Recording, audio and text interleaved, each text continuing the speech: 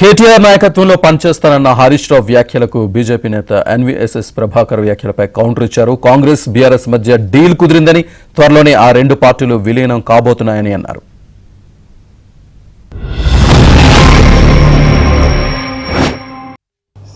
ఆ పంచాయతీ లేదు మా పార్టీలో.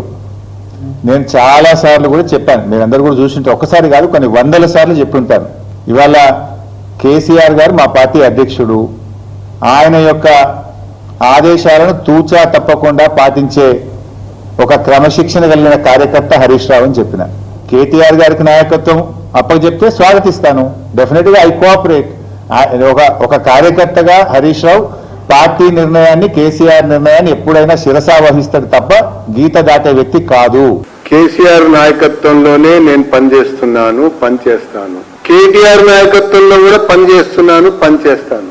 ఎందుకు ఆ రకంగా హరీష్ రావు చెప్పాల్సి వచ్చింది అన్నదే ప్రధానమైనటువంటి విషయం. రాజీ జరిగింది, ఒకవైపున డీల్ కుదిరింది, సోనియా అమ్మ మాట నిలబెట్టుకుంది, ఇక మిగిలింది విలీనమే తరువాయి. ఇప్పుడు కాంగ్రెస్ పాలన మొదలై 15 నెలలు దాటింది. ఒక్కొక్క సంఘటన, ఒక్కొక్క కుట్ర, ఒక్కొక్క కుతంత్రం, ఒక్కొక్క కుంభకోణం బయటకు వస్తూ ఆ విచారణ సంఘాలు అడుగులు ముందుకేస్తా ఉంటే అక్కడి నుంచి ఏం చేయాలి అనేటువంటి ఒక వ్యవహారంలో భాగంగానే డీల్ కుదిరింది, రాజీ జరిగింది. జూన్ 2 తర్వాత కానీ డిసెంబర్ 9 తర్వాత కానీ, నేను డేట్లు కూడా ప్రస్తావిస్తున్నా, ఖచ్చితంగా విలీనం తథ్యం, ఖచ్చితంగా ముఖ్యమంత్రి మారటం తథ్యం.